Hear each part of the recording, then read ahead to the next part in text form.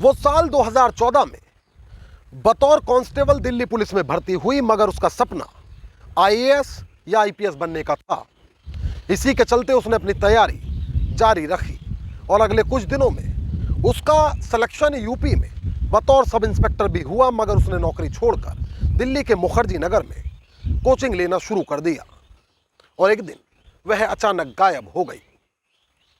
उसके गायब होने की जानकारी उसके सहकर्मी हेड कांस्टेबल सुरेश राणा द्वारा उसके परिवार को दी गई। 2 साल तक हेड कांस्टेबल उसके परिवार के साथ उसे तलाशता रहा। इस दौरान उसके कई वॉइस नोट भी सामने आए जिनमें वह अपने परिवार से उसे ना तलाशने की बात कहती थी, मगर इस पूरे मामले में उस वक्त सनसनी फैल गई जब जिस लड़की के 2 साल तक वॉइस नोट सामने आ रहे थे उसको तो 2 साल पहले ही कत्ल करके एक नाले में उसकी लाश को ठिकाने लगा दिया गया था। नमस्कार, आदाब दोस्तों, मैं आपका साजिद सैफी हूं और आप हमारी खास पेशकश बेपर्दा देख रहे हैं।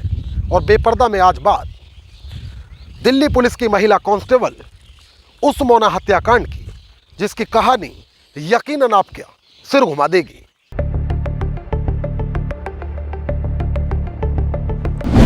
तारीख 8 सितंबर 2021, वक्त रात के करीब 10 बजे, स्थान देश की राजधानी दिल्ली।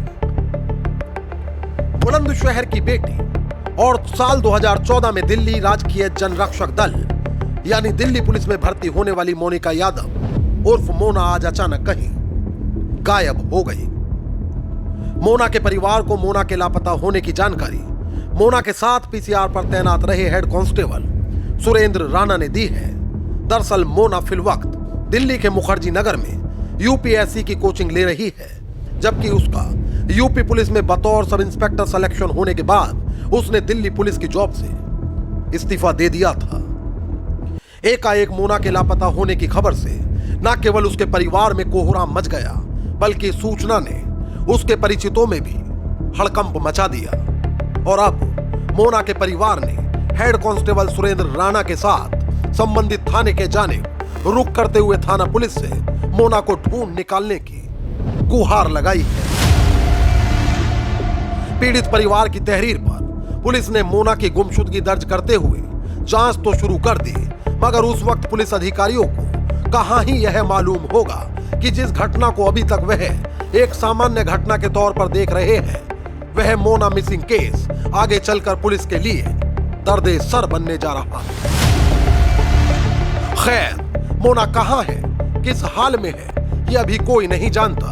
अगर जानते हैं तो बस इतना कि हो ना हो मोना किसी बड़ी उलझन में उलझी है।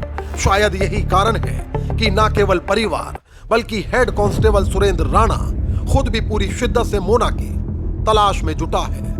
दरअसल दिल्ली पुलिस में भर्ती होने के बाद मोना की तैनाती उसी पीसीआर वैन पर हुई थी जिसे हेड कांस्टेबल सुरेंद्र राणा चलाता था। कहा जाता है कि इस दौरान मोना और सुरेंद्र में दोस्ती हो गई थी। कई मीडिया रिपोर्ट्स में दावा किया जाता है कि मोना सुरेंद्र को प्यार में डैडा बुलाती थी, जबकि वह उसे बेटा कहकर पुकारता था। लेकिन आज सब मोना की यादों में डूबे हैं, क्योंकि लंबी मुद्दत की तवील तलाश के बाद भी मोना का कोई सुराग नहीं लग पा रहा है और मोना का परिवार आज भी उसका मुंतजिर है। वो उम्मीद लगाए बैठा है कि मोना जल्द से जल्द उनसे संपर्क करेगी। खैर, आज सुरेंद्र के फोन की घंटी बजती है। सामने से एक व्यक्ति की आवाज सुनाई देती है। कॉल करता अपना नाम अरविंद बताता है।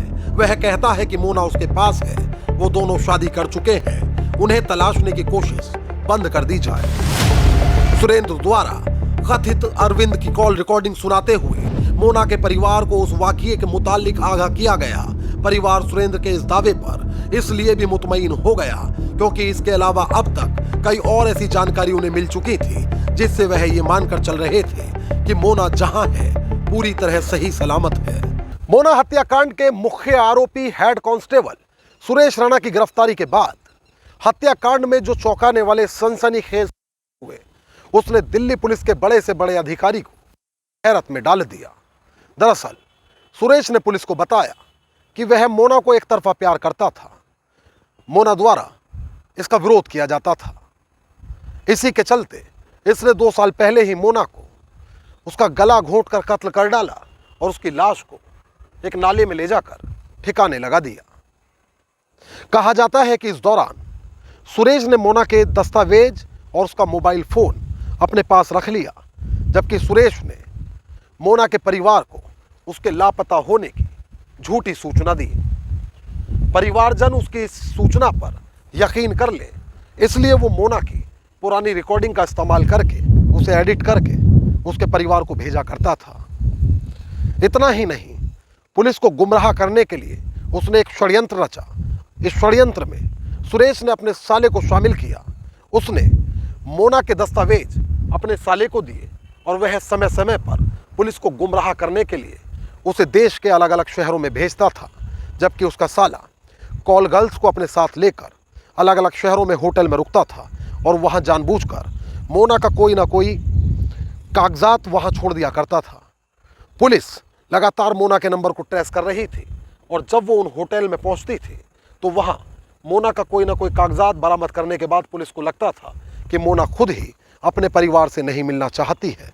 इस तरह ये ना सिर्फ 2 साल तक पुलिस को गुमराह करता रहा, बल्कि जब मोना का कंकाल पुलिस ने बरामद किया तो पुलिस महकमे में भी हड़कंप मच गया। दरअसल मोना का मोबाइल नंबर अभी भी एक्टिव है, जबकि उसके बैंक खाते से भी लगातार लेन देन किया जा रहा है। इतना ही नहीं, उन्हीं दिनों मोना के कोरोना वैक्सीन के सर्टिफिकेट का मैसेज भी उसके परिवार को प्राप्त हुआ था और परिवार के सामने मोना के आवाज में कई वॉइस नोट भी आए थे, जिनमें मोना की आवाज थी और वो है कहती थी कि मुझे तलाश कर वक्त जाया मत कीजिए। मगर बदवक्त परिवार जैसा सोच रहा था वैसा बिल्कुल नहीं था, क्योंकि परिवार जो देख रहा था वह सब छलावा था और जो सब सुन रहा था वह एक रची गई पूरी तरह झूठी कहानी। क्योंकि मोना पिछले 2 सालों से इस दुनिया में थी ही नहीं और मोना का कातिल कोई और नहीं बल्कि उसका दोस्त, उसका सहकर्मी, उसके परिवार से झूठी हमदर्दी जताने वाला हेड कांस्टेबल सुरेंद्र राणा ही। दरअसल साल 2021 में मोना की गुमशुदगी दर्ज किए जाने के बाद से ही पुलिस मोना की तलाश कर रही थी। क्योंकि मोना का मोबाइल नंबर एक्टिव था, लिहाजा पुलिस उसका फोन ट्रेस कर उसे ढूंढ निकालने के लिए प्रयासरत थी। मगर पुलिस को गुमराह करने के लिए शातिर हेड कांस्टेबल सुरेंद्र राणा ने जो ताना बाना बुना, उसे सुलझाने में दिल्ली पुलिस 2 सालों तक उलझी रही। कत्ल की इस खौफनाक वारदात को छुपाने के लिए शातिर ने जो साजिश रची वह किसी हॉलीवुड फिल्म की स्क्रिप्ट से कम नहीं थी। यूं तो आरोपी सुरेंद्र दिल्ली पुलिस में हेड कांस्टेबल था, मगर उसने जिस प्रकार पुलिस को उलझाए रखा उससे वह अपराध जगत का माहिर खिलाड़ी मालूम पड़ता है। क्योंकि शायद ही कोई मंजा हुआ शातिर अपराधी भी इसे इतनी सफाई से अंजाम दे पाता। पुलिस को गुमराह करने के लिए उसने ना महज मोना के कागजातों का इस्तेमाल किया, बल्कि वह कानून की आंखों में धूल झोंक सके, इसलिए उसने अपनी इस साजिश में अपने साले समेत अन्य 2 लोगों को भी शामिल कर लिया। कई मीडिया रिपोर्ट्स में दावा किया जाता है कि शातिर सुरेंद्र ने मोना का सिम कार्ड अपने साले को देकर उसे अलग अलग शहरों में होटल में ठहरने के लिए भेज दिया। जिस दौरान सुरेंद्र का साला होटल में ठहरने जाता तो वह किसी कॉल गर्ल को अपने साथ ले जाता और जहां जाता वहां जानबूझकर होटल के रूम में मोना का कोई ऐसा कागजात छोड़ा था जिससे पुलिस व उसके परिवार वालों को लगे कि लोकेशन वाले होटल के रूम में मोना ही किसी के साथ थी। इतना ही नहीं, परिवार व कानून की किताब में मोना जिंदा रहे, इसके लिए शातिर हेड कांस्टेबल 2 सालों तक मुसलसल मोना के बैंक खाते से लेन देन करता रहा। जबकि इस दौरान आरोपी ने मोना का फर्जी कोरोना वैक्सीन का सर्टिफिकेट भी बनवा दिया। इस तरह शातिर न केवल अपने ही विभाग से आंख मिचौली खेलता रहा, बल्कि वह 2 साल तक कानून की आंख में धूल भी झोंकता रहा। शक की सुई उसकी ओर ना घूमे, इसके लिए वह अक्सर थाने जाकर पुलिस को फटकार लगाते हुए मोना को ना ढूंढ पाने के लिए खूब खरी खोटी सुनाता। इतना ही नहीं, शातिर मोना की किसी पुरानी रिकॉर्डिंग को एडिट करके परिवार को सुना दिया करता। मगर कहते हैं ना कि अपराधी कितना भी शातिर क्यों ना हो, अंततः उसके किए की सजा उसे मिलकर ही रहती है। यही हुआ सुरेंद्र राणा के साथ भी, क्योंकि अगस्त 2023 में Mona missing case crime branch को सौंप दिया गया और फिर दिल्ली क्राइम ब्रांच ने आरोपी के चेहरे को बेपर्दा करते हुए उसकी निशानदेही पर मोनिका का कंकाल बरामद करते हुए आरोपी सुरेंद्र को सलाखों के पीछे भेज दिया। तो दोस्तों, यह कहानी है दिल्ली पुलिस की महिला कांस्टेबल मोना हत्याकांड की। इस रिपोर्ट को लेकर आपकी क्या राय है वह हमें कमेंट करके जरूर बताएं। यदि आप हमें सपोर्ट करना चाहते हैं और आप चाहते हैं कि हम आगे भी क्राइम स्टोरी लेकर आपके बीच हाजिर होते रहें, तो हमारे इस वीडियो के लिंक को आप अपने दोस्तों रिश्तेदारों में ज्यादा से ज्यादा शेयर कर दें। मोहित भाटी के साथ अमजद राणा, क्राइम स्टोरीज अड्डा। तो दोस्तों, फिल वक्त मुझे दीजिए इजाजत, लेकिन यदि आप क्राइम स्टोरीज अड्डा पर बेपर्दा के और भी एपिसोड देखना चाहते हैं तो हमारे चैनल को तुरंत सब्सक्राइब कर लीजिए, बेल आइकॉन दबा दीजिए और रिपोर्ट को लेकर आपकी क्या राय है वह हमें कमेंट करके ज़रूर बताएं। यदि आप चाहते हैं कि हमारी क्राइम स्टोरीज़ का सिलसिला आगे भी बदस्तूर मुसलसल जारी रहे तो हमें सपोर्ट करिए, हमारे वीडियोज़ को ज़्यादा से ज़्यादा लाइक और शेयर करिए। एक और नई कहानी के साथ हमारी आपसे फिर होगी मुलाकात और क्राइम स्टोरीज अड्डा पर फिर एक नया चेहरा होगा बेपर्दा। तब तक के लिए आदाब, नमस्कार, जय हिंद।